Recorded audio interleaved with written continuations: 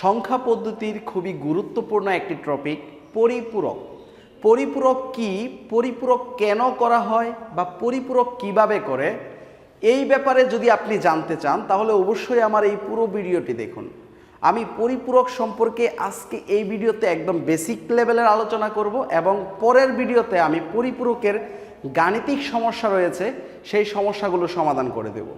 বিশেষ করে আপনারা যারা HSC পরীক্ষা দিবেন বা বিভিন্ন ভার্সিটিতে অ্যাডমিশন টেস্ট দিবেন তাদের জন্য দেখবেন এটা খুবই গুরুত্বপূর্ণ একটি কোশ্চেন।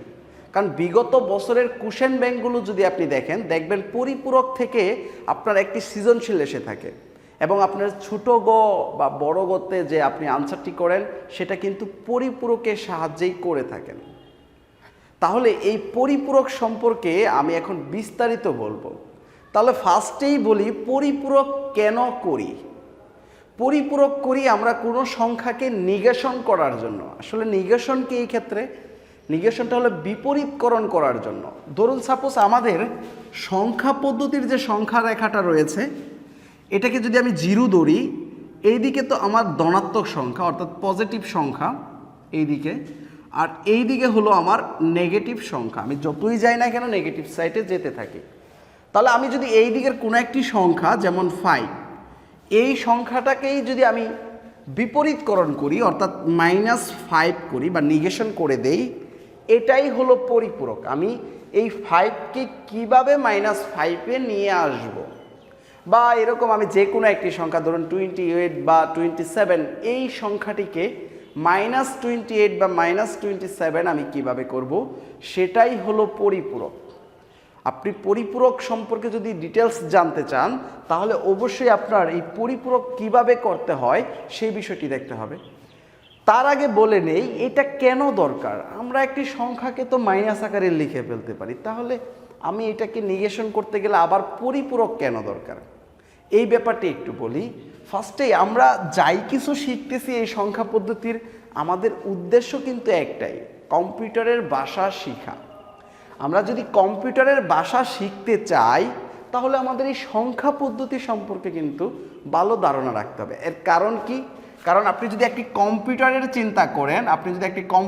চিন্তা করেন দেখবেন এই কম্পিউটার 0 এবং 1 ছাড়া অন্য কোনো কিছু বুঝে না। একটি কম্পিউটারের ল্যাঙ্গুয়েজ, বেসিক ল্যাঙ্গুয়েজ হলো 0 এবং 1। আপনি যত ল্যাঙ্গুয়েজই ইউজ করেন না কেন, C plus plus, Python, Java, যাই ইউজ করেন না কেন, সবগুলোই মূলত কম্পাইলারের মাধ্যমে ট্রান্সলেট করে নেয় একটি কোডিং বা বাইনারি কোডের সাহায্যে। এটাকে কেন বাইনারি বলতেছি, অবশ্যই যারা আমার আগের ভিডিওটি দেখেছেন তারা পুরোপুরি ক্লিয়ার। 0 এবং 1 এই দুই বিট দ্বারা যে সংখ্যা পদ্ধতি গঠিত হয় ওই সংখ্যা পদ্ধতিকে আমরা বাইনারি সংখ্যা পদ্ধতি বলে থাকি। তাহলে এই বাইনারি ছাড়া কিন্তু কম্পিউটার আদার্স কোনো ল্যাঙ্গুয়েজ বুঝে না। যেহেতু বাইনারি ছাড়া অন্য কোনো ল্যাঙ্গুয়েজ বুঝে না, তাহলে এই বাইনারি দিয়েই আমাদের কম্পিউটারের সাথে কমিউনিকেশন করতে হবে, কম্পিউটারের সাথে কথা বলতে হবে, বা আমি যে ল্যাঙ্গুয়েজটাই করি না কেন কম্পাইলারের মাধ্যমে বাইনারি রূপান্তর করে দিতে হবে। আচ্ছা তাহলে বলি এই কম্পিউটারের ভাষার সাথে আবার আমার পরিপূরকের সমস্যা কি?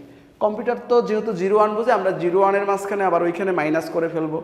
হ্যাঁ, ওই জায়গাটাতেই আমি একটু বলি, আপনি যে 0-1 বা মাইনাস করে ফেলবেন এটা করতে পারবেন না। কারণ কম্পিউটার একেতে 0-1 ছাড়া তো অন্য কিছু বুঝে না, আর একেতে আরেকটি প্রবলেম আছে, সে যোগ ছাড়া অন্য কোনো কিছু করতে পারে না। হয়তো এটা অনেকের কাছেই একটা প্রবলেম মনে হবে, আরে কি বলে, কম্পিউটার যুগ ছাড়া অন্য কোনো কিছু করতে পারে না? কম্পিউটার তো একটা ভিডিও পর্যন্ত সেন্ড করতে পারে, বা কম্পিউটার তো অডিও পর্যন্ত সেন্ড করতে পারে এক জায়গা থেকে আরেক জায়গায়। কম্পিউটার দিয়ে তো সব কিছু করা যায়। এখন আমি বলতেছি কম্পিউটার যুগ ছাড়া কিছু বুঝে না, তাহলে এটা কিভাবে সেটা বলি। ধরুন একটি ভিডিও ফুটেজই যদি আমি চিন্তা করি তাহলে এগুলা কিন্তু এক একটা ছবির এক একটা অংশ।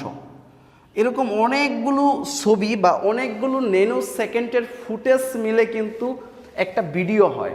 তাহলে ধরুন এরকম কোটি কোটি ফুটেজকে যদি আমি ভাগ করি তাহলে এক একটা ফুটেজ পাবো। এক একটা ফুটেজ মানে কি, এক একটা ছবি মানে কি, সেই এক একটা ছবি মানে দেখুন ছবিটা আসলে কিভাবে ওঠে। আপনাকে যদি একটা উদাহরণ দিই, আমি ফার্স্টে যদি একটা উদাহরণ দিই, ধরুন আপনি রাতের অন্ধকারে কোনো কিছু দেখতে চাচ্ছেন, ধরুন আপনি আপনার ঘরেরই কোনো একটি জিনিস দেখতে চাচ্ছেন বা একটি টেবিল দেখতে চাচ্ছেন বা একটি চেয়ার দেখতে চাচ্ছেন অন্ধকারের মাঝখানে। আপনার চোখে যদি আপনি লাইট মারেন, আপনি কি ওই চেয়ারটি দেখতে পাবেন? আপনার চেয়ার দেখতে গেলে চেয়ারের উপর লাইট ফেলতে হবে। তাহলে কি হয়, আপনি যদি চেয়ার দেখতে চান, চেয়ারের উপর যদি লাইট ফেলেন, লাইট থেকে একটা তরঙ্গ যায়, ঠিক একটা তরঙ্গ আপনার চোখে আসে, তারপর কিন্তু আপনি পান। তাহলে আমি কিন্তু এই জায়গায় বলতেছি লাইট থেকে একটি তরঙ্গ যাচ্ছে বা সূর্যের আলো থেকে একটি তরঙ্গ আমাদের আসতেছে একটা বস্তুর উপর, ওই তরঙ্গটা আমার চোখে আসতেছে। তাহলে আমি তরঙ্গ বলতে তো এমন কিছুই বুঝি। তাহলে এটা যদি তরঙ্গ হয়, আমরা এটাকে সাইনের ওয়েভ বলতে পারি। সাইনের ওয়েভের হলো সাইনের সর্বোচ্চ মান 1, সাইনের সর্বনিম্ন মান হলো -1।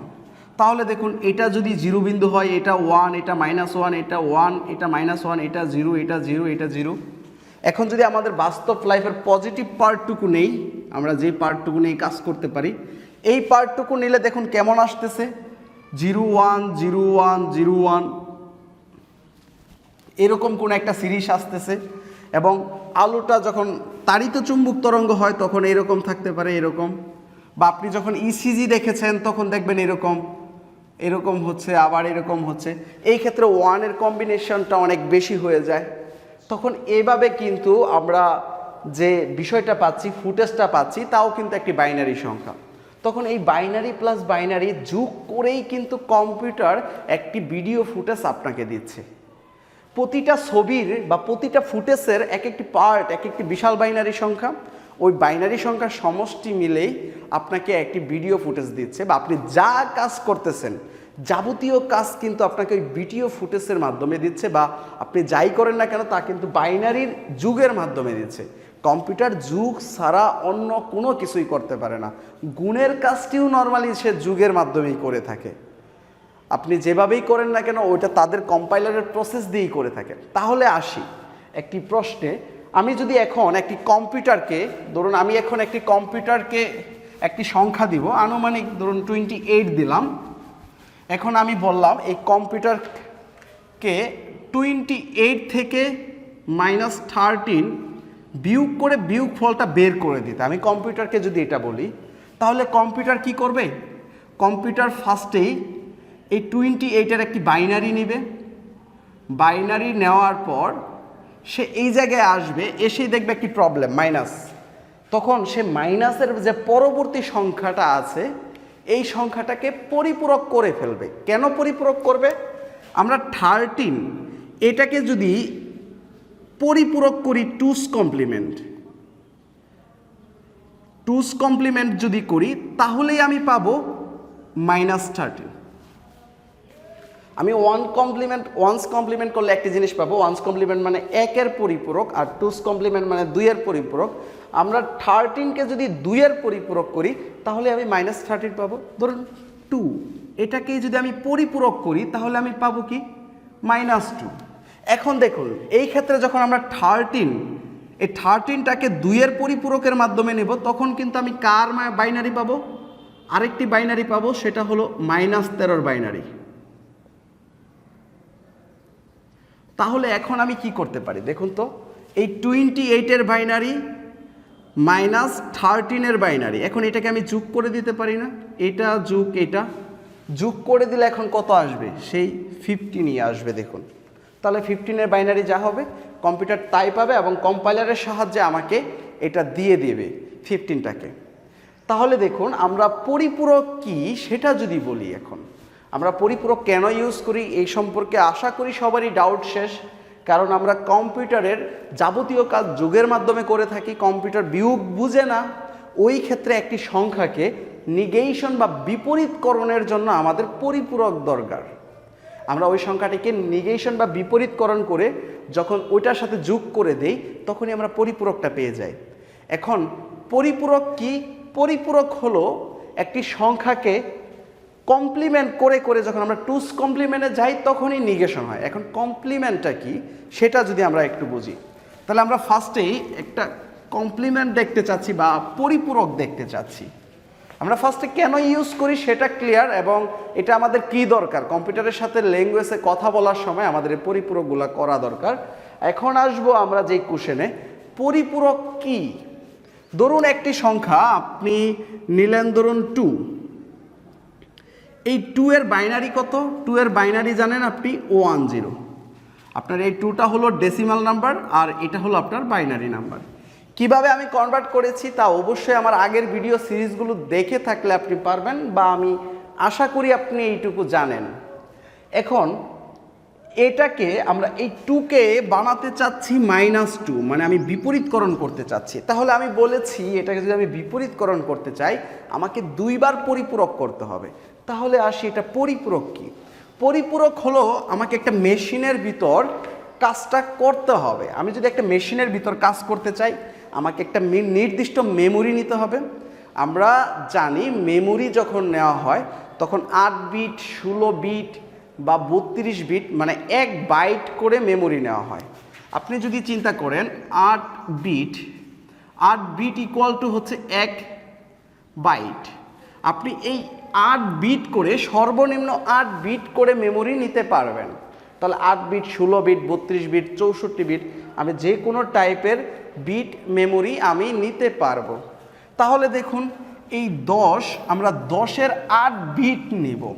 তাহলে আমি কি 10-এর এইদিকে 0 বসাবো? এইদিকে 0 বসালে কিন্তু মানের পরিবর্তন হয়ে যাবে। এই জন্য আমরা অবশ্যই এর পূর্বে 0 দিব। তাহলে আমি 10-এর পূর্বে কয়টা 0 দিব? এটাকে 10 বললে ভুল হবে, এটা হলো 10, যেহেতু আমার বাইনারি সংখ্যায়। তাহলে আমি 10-র পূর্বে 6টি 0 দিয়ে দেব। এখন দেখুন আমরা 2 এর বাইনারি কিন্তু এটা পেয়েছি, 2 এর বাইনারি হলো এটা। এখন আমরা চাচ্ছি এটাকে ওয়ান্স কমপ্লিমেন্ট করব কিভাবে? তাহলে আমি যদি ফার্স্টে এটাকে ওয়ান্স কমপ্লিমেন্ট করতে চাই তাহলে আমাকে কি করতে হবে? আমি চাচ্ছি এটাকে ওয়ান্স কমপ্লিমেন্ট করব। তাহলে যেভাবে করব, এটাকে যা রয়েছে তার বিপরীতকরণ করে দেব ফার্স্টেই। যেমন আমরা a ইকুয়াল 1, 0 হলে আমরা a ইনভার্স কি করে দেই? 1 করে দেই। ঠিক এরকম যদি a ইকুয়াল 1 হতো তাহলে a ইনভার্স কি করতাম? 0। এটা অবশ্যই আমরা পরবর্তী অধ্যায়েও পড়ব। আমাদের পরবর্তী অধ্যায়টা না, আমাদের পরবর্তী অধ্যায় না, আমাদের সংখ্যা পদ্ধতিরই আরেকটি পার্ট রয়েছে, ডিজিটাল ডিভাইস, ওইখানে আমরা এটা পড়ব। তাহলে দেখুন ওয়ান্স কমপ্লিমেন্ট কি? এই সংখ্যাটাকে বিপরীতকরণ করে দেওয়া। 0 থাকলে 1 করে দেব, 1 থাকলে 0 করে দেব, 0 থাকলে 1 করে দেব। এটাকেই বলে ওয়ান্স কমপ্লিমেন্ট। এই পার্টটা যা করলাম সেটাই হলো ওয়ান্স কমপ্লিমেন্ট, মানে 1 এর পরিপূরক। মানে 2 এর বাইনারি সংখ্যা আমি 8 বিটে নিয়েছি, 8 বিটে নেওয়ার পর এটাকে 1 এর পরিপূরক করে দিয়েছি। আমি জানি 2কে 2 এর পরিপূরক করলে বা যে কোনো নাম্বারকে 2 এর পরিপূরক করলে ওইটার বিপরীত সংখ্যা এসে যায় বা নিগেশন এসে যায়। আমাদের ওই সংখ্যাটি দরকার। তাহলে আমি এটাকে কিভাবে করব? জাস্ট আর 1 যোগ করে দেব। এখন যদি আমি 1 যোগ করে দেই তাহলে সেটাই হবে আমার 2's কমপ্লিমেন্ট, সেটাই হবে আমার 2's কমপ্লিমেন্ট। তাহলে আমি ফার্স্ট কাজ কি করলাম? একটি সংখ্যাকে 8 বিট বা 16 বিট বা 32 বিটে নিয়ে নিব। তারপর যত বিটে নিয়ে কাজ করব, আমরা সবসময় কম বিট রাখার চেষ্টা করবো। এই জন্য 8 থাকলে 8, যদি এই সংখ্যাটাই 9 বিটের হইতো তাহলে 16 বিটের নিতাম। এভাবে করার পর এটাকে বিপরীত করে দেব, জাস্ট বিপরীত। ওয়ান্স কমপ্লিমেন্ট হয়ে যাবে, এর সাথে 1 যোগ করে দিলেই এটা হয়ে যাবে 2's কমপ্লিমেন্ট। 1 আর 1 যোগ করলে কত হয়? 0, আর ক্যারি থাকবে 1, দেন 1 1 1 1 1 1। এবং এই জায়গা থেকে আরেকটি জিনিস বোঝার রয়েছে, আমরা যদি কখনো এই দিকে গুনতে থাকবো 1 2 3 4 5 6 7 8, 8-এর পূর্বে যদি আরও কোনো সংখ্যা পেতাম ওই সংখ্যাকে বলতাম ক্যারি বিট, এবং এইগুলো আমি বাদ দিতাম। এইগুলো অল টাইমই আমার কি হয়ে যেত? বাদ, মানে আমি আর হিসাবই করব না পরবর্তীতে। এবং এইখানে আমি প্রথম যত বিট নিয়ে কাজ করেছি, যত বিট, আমি কত বিট নিয়ে কাজ করেছি? টোটাল 8 বিট নিয়ে কাজ করেছি, টোটাল 8টা সংখ্যা। 8 সংখ্যার বেশি আসলে ওই সংখ্যাকে আমি বলবো কি? Carry bit. ওই সংখ্যাগুলোকে আমি বলবো ক্যারি বিট। 8 সংখ্যার যদি কোনো সংখ্যা বেশি আসতো, যতগুলো আসতো সবগুলাই ক্যারি বিট হয়ে যেত। এবং এটাই হলো আমার সেই চিহ্ন বিট, এটাই হলো আমার চিহ্ন বিট। এখন যে আমি চিহ্ন বিটটা পাচ্ছি, এই চিহ্ন বিট 0 হলে পজিটিভ নাম্বার আর 1 হলে নেগেটিভ নাম্বার। জাস্ট এটা থেকে বুঝতে পারি এই সংখ্যাটি এখন একটি নেগেটিভ নাম্বার। এখন আপনি এই সংখ্যাটি হলো 2 এর 2's কমপ্লিমেন্ট। আপনি যদি 3 এর 2's কমপ্লিমেন্ট বের করতেন, এই জায়গাতেই আমি ক্যালকুলেশন যদি 3 বা আমরা 4 বা 5 এর 1's কমপ্লিমেন্ট বের করতে চাচ্ছি, ধরুন আমি 5 এর এখন 1's কমপ্লিমেন্ট বের করব, তাহলে আমি কিভাবে করব? মানে 1's কমপ্লিমেন্ট করার পর আমি যখন 2's কমপ্লিমেন্ট করব তখনই -5 আসবে। 5 থেকে -5 পেতে গেলে আমাকে কত কমপ্লিমেন্ট করতে হবে? এটাকে 2's কমপ্লিমেন্ট করতে হবে। তাহলে আমি প্রথম 5 এর বাইনারি লিখলাম। 5 এর বাইনারি হলো 1 0 1। এটা আমি কিভাবে বের করেছি? ওই মেমোরি সিস্টেম থেকে 1 2 4 8 এটার উপর ভিত্তি করে। 5 হলো এটা আর এটা, তাহলে 1 0 1। এখন এই দিকে আমি আরও 8 বিট করে নেওয়ার জন্য 5টি শূন্য দিয়ে দিলাম। 8 বিট হয়ে গেল। এটা হলো আমার 5 ইকুয়াল। এখন আমি এটাকে 1's কমপ্লিমেন্ট করব। এখন আমি কত করব? 1's complement. 1's কমপ্লিমেন্ট শুধু বিপরীত করে দিলেই হবে। 1 আছে 0, 0 আছে 1, 1 আছে 0, 0 আছে, সো আমরা 1 করে দিলাম। এটাই 1's কমপ্লিমেন্ট। এখন এটার সাথে এই রাশির সাথে যদি আমরা এখন 1 যোগ করে দেই, সেটাই হয়ে যাবে কি আমার 2's কমপ্লিমেন্ট। তাহলে এটার সাথে আমি যোগ করে দিচ্ছি। দেখুন 1 আর 0 যোগ করলে কত হয়ে যাবে? 1, আর এটা 1 0 1 1 1 1 1 0 1 2 3। আমরা যদি এভাবে গুনি 7 পর্যন্ত হয়, বা টোটাল এখানে 8টা হয়। 1টা 2টা 3টা 4টা 5টা 6টা 7টা 8টা। 8-এর বেশি আসলে, 8-এর যদি বেশি আসতো তাহলে এটাকে বলতাম ক্যারি বিট, মানে এটা বাদ দিয়ে দিতাম, এটাকে ক্যারি বিট। আমরা অবশ্যই পরের ভিডিওতে এরকম উদাহরণ অনেকগুলো দেখব। আর এটাই হবে চিহ্ন বিট, এটাই হবে চিহ্ন বিট। এই চিহ্ন বিট থেকে আমরা বুঝতে পারতেছি এটা হলো একটা নেগেটিভ নাম্বার, কারণ 1 থাকলে নেগেটিভ নাম্বার আর 0 থাকলে আমরা বুঝি কি পজিটিভ নাম্বার।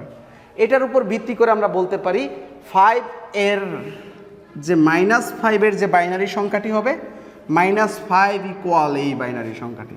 ক্যারি বিট বাদে যতগুলা পাবো, ক্যারি বিট আমরা চিন্তা করব কিভাবে? এখানে 8টি সংখ্যা নিয়েছিলাম, সো এইখানেও আমার 8টি সংখ্যা বা 8টি বিটই থাকতে হবে। 8 বিট থাকলে 8 বিটের বাহিরেরগুলো ক্যারি বিট, এইগুলা বাদে এটাই হলো আমার -5 এর বাইনারি। এখন যদি আমি 5 এর বাইনারির সাথে -5 এর বাইনারি যোগ করে দেই, -5 এর বাইনারি যোগ করে দেই, এই বাইনারিটা আর এই বাইনারিটা যোগ করে দেই, তাহলে দেখবেন 0 এসে যাবে, অটোমেটিক্যালি 0 এসে যাবে। আমরা যা করব সব কিছু দেখবেন 0 এসে যাবে। তাহলে এইভাবে কিন্তু আমরা করে ফেলতে পারি। -5 এবং 5 এর বাইনারিটুকু আমরা বের করে দিলে দেখবেন 0 এসে যাবে। যদি একটু চান আমি একটু ক্যালকুলেশন করে দেখাই, তারপরে আপনি পুরোপুরি ক্লিয়ার হতে পারবেন। দেখুন আমরা এটা পেয়েছি কত? 5 এর বাইনারি, আর আমি এটা পরিপূরকটুকু মুছে ফেললাম। দেখুন এই দুইটার যোগ করব শুধু। তাহলে দেখুন এই দুটার যদি আমি যোগ করতে চাই, 0 আর 1 না, 1 আর 1 যোগ করলে কত হচ্ছে? 0 আর ক্যারি থাকতেছে 1। এইখানে 1 আর 1 যোগ করলে হবে 0, ক্যারি থাকবে কত? 1। তাহলে 1 আর 1 যোগ করলে কত হবে? 0, ক্যারি থাকবে 1। তাহলে 0 ক্যারি থাকবে 1, 0 আর 1 ক্যারি থাকবে 1, 0 0 0, এবং এই জায়গায় আইসা হবে 1। তাহলে দেখুন তো 1 2 3 4 5 6 7 8, আমি 8 বিট নিয়ে কাজ করেছি, সো আমার এটাই হবে রেজাল্ট। এবং এটা বাদ দিতে হবে। কেন বাদ দিতে হবে? এটা ক্যারি বিট, 8-এর বেশি হয়ে গেছে। তাহলে এই 8টি সংখ্যাই তো শূন্য, তার মানে 0 0, আমি একটা শূন্য লিখলেও যা, 8টি লিখলেও তা, তার মানে এইখান থেকে আমি এটা বুঝতে পারি এটা একটা পজিটিভ নাম্বার। এটা হলো আমার চিহ্ন বিট, এটাকে আমি বলতে পারি চিহ্ন বিট। আমি এভাবে কিন্তু যে কোনো পরিপূরক করে ফেলতে পারবো। তাহলে অবশ্যই আমি পরিপূরকের কিছু অ্যাডভান্স লেভেলের ম্যাথ নিয়ে আসবো, যেগুলো আপনারা এইচএসসি এক্সামে পেয়ে থাকেন বা এইচএসসি বোর্ড পরীক্ষায় পেয়ে থাকেন, ওইগুলো দেখাবো আমি পরবর্তী ভিডিওতে। পরবর্তী ভিডিও দেখার আমন্ত্রণ রইল। আমার ইউটিউব চ্যানেলের প্লে লিস্ট থেকে আপনারা ওই ভিডিওগুলো দেখে নেবেন। ভালো থাকবেন, সুস্থ থাকবেন, আল্লাহ হাফেজ।